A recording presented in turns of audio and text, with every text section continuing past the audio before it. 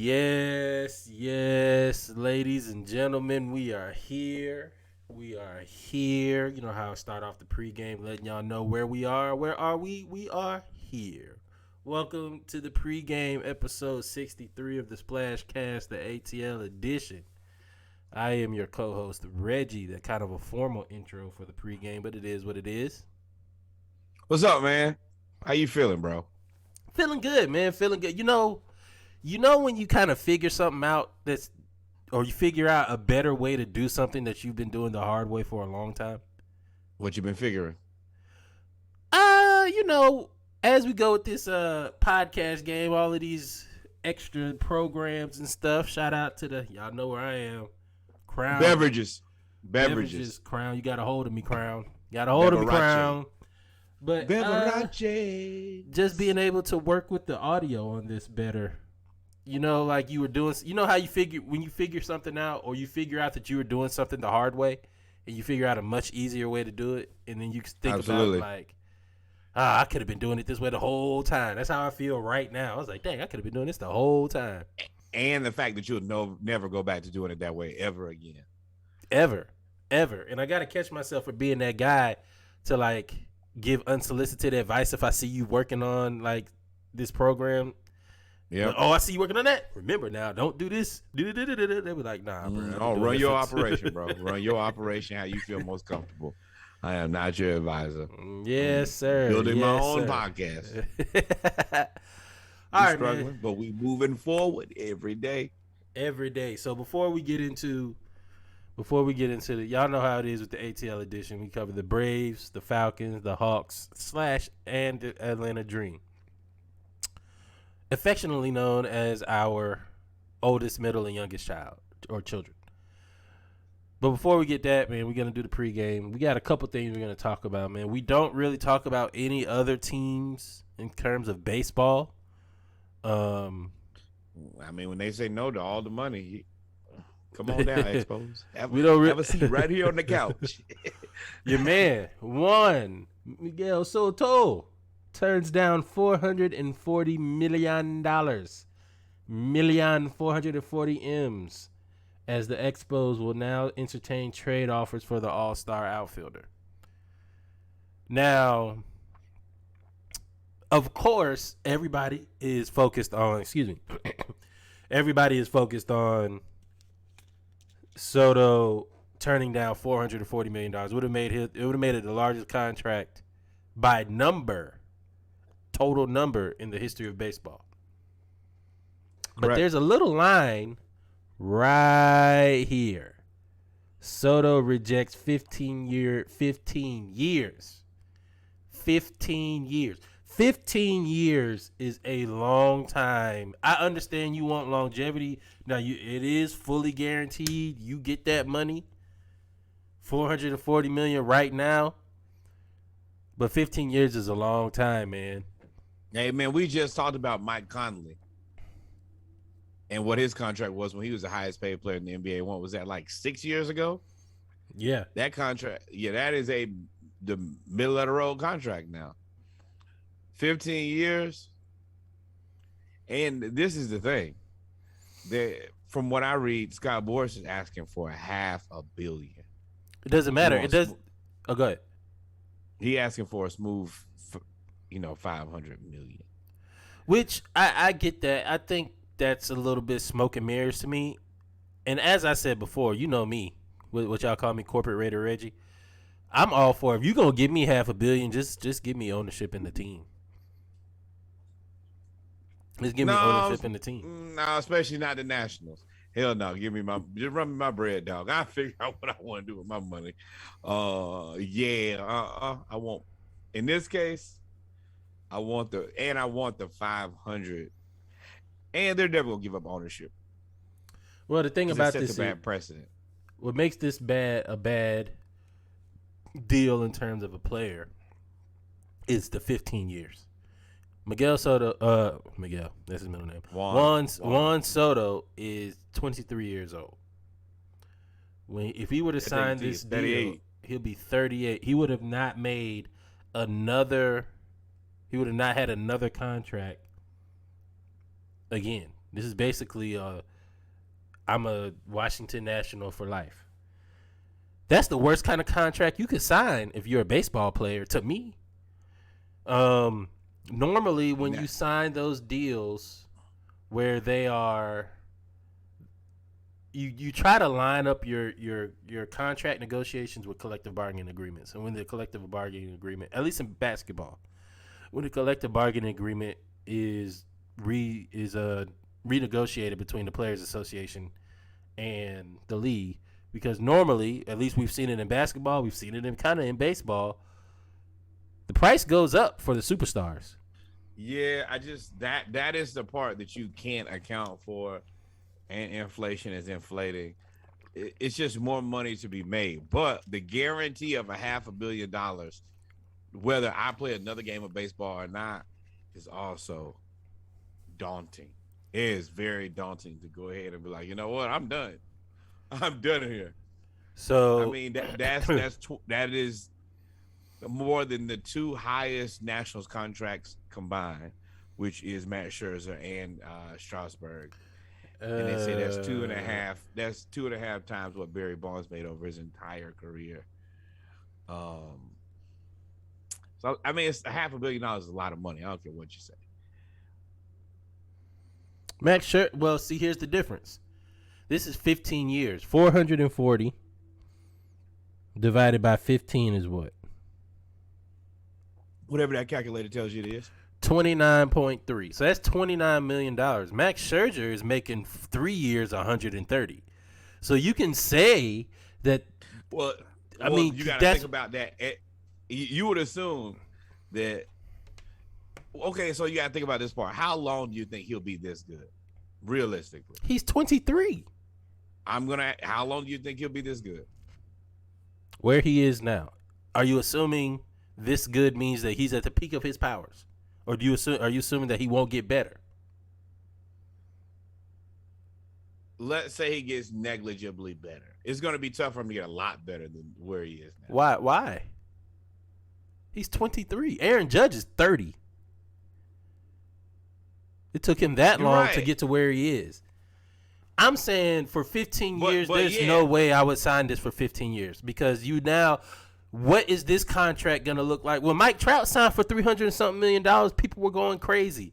When all these people were going crazy, what do you think? Because the thing about it is Aaron Judge is going to hit for about this. You need to wait and see what Aaron Judge does first. No, because I'm saying 15 years, what I'm saying is, what is this contract going to be like in 5 years? In 7 years or 8 years, if you were to sign a 7-year contract, in 7 years, he's 30 years old. He can then sign, suppose you sign another 8-year, $300 million contract instead of 15-year, $400. You see what I'm saying? Like, the money could change. But you could. It's tricky. You could shooter yourself as well too. I am going to say this with the utmost confidence that I've had on here in a long time. Ladies and gents, this is about to be a quick scope. There is absolutely no way that Dennis Schroeder in the NBA is equal to Juan Soto in the Major League Baseball. It is no way. No way at all. And also, you want to talk about why Juan Soto turned down the deal? It's also been rumored that the Mets and the Yankees are going after him. So when you go to the Mets or the Yankees or the Braves, he's been rumored to the Braves. We're not spending that. Now you go get that out your goddamn mind. But I mean, everybody says it. But the thing about Soto in with the Expos is he's not protected. There's nobody that can, like, when Bryce Harper was there, it was him and Bryce Harper. You couldn't really pitch around him too much. Now you ain't got to pitch to him. They suck. So yep. But when you send him to the Yankees, to the Braves, to the Dodgers, to the Mets, to the Red Sox, to the old boy who used to play with Miami? I can't think of his name. Manny Machado. Stanton. That's it. Or he could go to Houston. Like, there's so many places that he could go where he would be protected, and you can't bat around him. You pay him $600 million. The Angels doling out money anyway. Y'all might as well. Angels about to be in the same predicament as Washington. They gonna have Mike Trout, except for they gonna have Mike Trout signed on. Shohei gonna be like, I'm out. Let me out. Yeah, he has Yankees written all over him, and it makes me sick. It has Yankees written all over that. I'll spend whatever it costs for the spectacle. I'll Shohei's spend from whatever. Japan, right? He's from Japan, right? Yep. Japan is This like has is like New York is like the Asian New yeah. York. This has Yankees written all over it. Yeah. They'd be happy to be the most expensive contract of all time, especially if you pay him as a pitcher and a hitter. They'll be fine with it. They make more than enough money. It'll help them sell tickets. Oh man, you know how you on something good and then it just spirals you into a pit of despair. One thing that we will never support here is the New York Yankees, the evil empire. You guys are trash. I hate you like I hate gum on my shoe. Boy, let me tell you, I'll never in a million years. There's a lot of things we'll do on this podcast, but support the New York Yankees will never happen. Yep. Let's move on. And a bit of news that kind of, summertime is dominated by golf. Braves hitting home runs. It's dominated by baseball, but also golf. This is normally golf season. And the person that has dominated golf probably longer than I've been just about as long, 20 years. He came in 2000, 99. 23 years of domination. Maybe we'll say 19, 18 years domination, the last 4 years. Tiger Woods has been dominating golf forever. He is responsible for getting an entire demographic into golf. At one point, he was viewed as the greatest golfer of all time, and it was a foreshadow of all the records that he was gonna break. And then all the off the course stuff happened, and he fell from grace a little bit. But then he came back and won the Masters. So we thought all he needs to do is just take some time off because he was really, really bad in the last couple of tournaments, and he took time off because this is St. Andrews. He's won twice here, and he said he felt great, and Tiger Woods did not make the cut. I know that's a little long-winded introduction for it, but I said all of this to say, do you think we've seen the end of Tiger Woods? Because, I mean, he was like +9. He wasn't even close to making the cut. No, I mean, no. We have not seen the end of Tiger Woods. I don't think we've seen the end of Tiger Woods winning. Now, will he win at the same rate? No, he'll pick and choose the tournaments that he's going to play. You pick this one. Yeah, but you're not everyone you pick. You just don't win them all.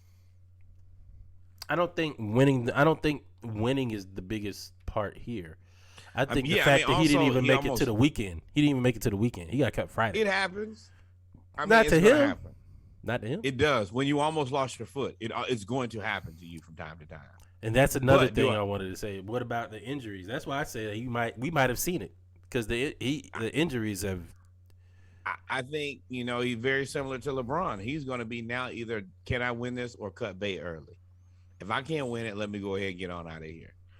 I have to reserve the time that I have left to be impactful. So if it's a tournament, and one thing about Tiger is he knows who he is more than anybody else in the world. Either he's going to know kind of early, either I got it to win this or I don't. If I don't, I'm a bail, and there's no point in me playing 2 more rounds of golf, destroying myself when I'm physically barely there. I don't have a shot. I think that is a take for somebody that is on the outside looking in. I think Tiger Woods, this is my opinion. If I were Tiger Woods and I make it to the second, past the cut, I make it to the weekend, I'm not playing just to play. Like, I think Tiger Woods still feels that if he can get to the finals, to the final round, be close within striking distance in the third round, no matter what, that name still causes you to flinch. So I don't think he's going to cut bait early. We all I don't got think the that's update on our phone for a reason.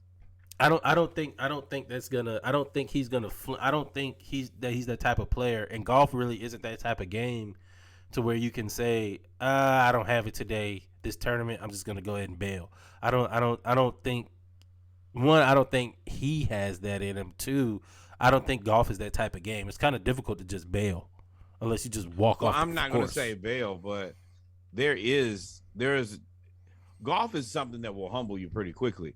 You'll figure out, hey, I'm You not don't in need a this lot of anymore. muscle at the beginning.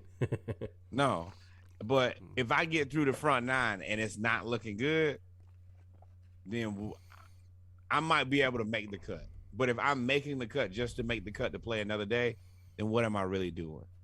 See, but you're not Tiger Woods though. You're not. I think any professional golfer, any professional player of a sport where it is solely on you, tennis being another one. I think you feel all the time that you can come back no matter what. You can But come back. I think that Tiger, being the pragmatist that he is, pragmatics that I don't know if that's correct, but either way, he's extremely pragmatic in the way that he plays golf. I think that he has a very real How so?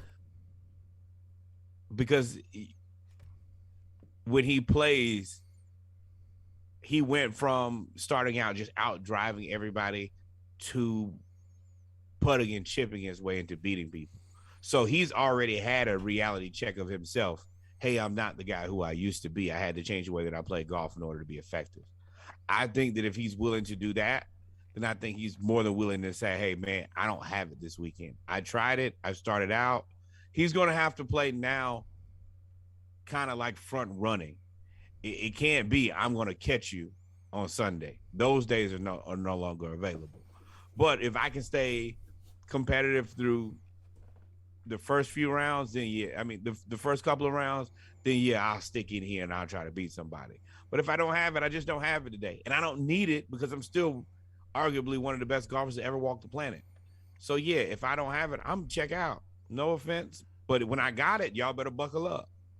That sounds like to me that we've seen the end of elite Tiger Woods, which is what to me what you just said.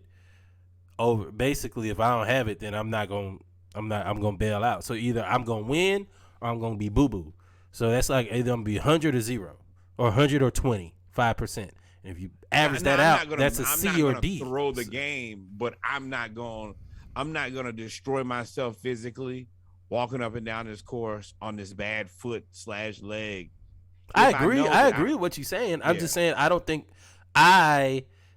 we'll see Tiger Woods I think that you have win anybody at that more than point, what two this more point in their majors. career. I don't think we'll see him win two. I don't think we'll see him win more than two more majors, and I would be shocked if he wins two more. I think his body is. I don't think he's physically able to stand up to the grind of the PGA. Now there is a caveat in here. Absolutely. All them golfers are leaving the PGA for the Live tournament because they paying him $150 million. That too. The herd might fuck around and thin. Now the herd is thin, And and I yeah, only got to have it a couple days. And if I get up and I'm on day 2 and I'm like, whoo, I'm faster than now, you and you. yep. Now the rest of these young chumps around here, all right, now I can walk this dog on to the house. You just Yeah, You're right, and I didn't think about that. The thinning of the herd and him picking his spots, and he's like a golf genius. He knows it when he has it. yeah. I think it's just when he's off. Like that's what it is. I'm glad we talked through this. He still has the skill, but his body has eliminated his room for error. He has no room for error at all. Mm-mm. So when he makes an error, it's bad, and you can see his body fold up. Like he has to be extremely mechanical every time. But it don't take but a couple times for you to get there, and you get to Sunday. Now this is the other part about Tiger that nobody's really accounting for. If he really, really, really, really needs to pull out that reserve, I think he has it. I think he can go into the tank, and you get to that last, and you be like, okay, well, it's me and Tiger. Between Tiger, you not knowing how good he still is, him knowing how good he still is, and that name, if you don't have absolute belief in yourself, that'll break you. And he doesn't have to beat you because everybody expects him to lose because he's old broken Tiger. He's on your back though. That's not pressure you want. I sure as hell don't want it. Nope. Well, ladies and gentlemen, man, we're going to keep Tiger in our prayers, man. We hope that he bounces back because I really did want to see him break Jack Nicklaus's record.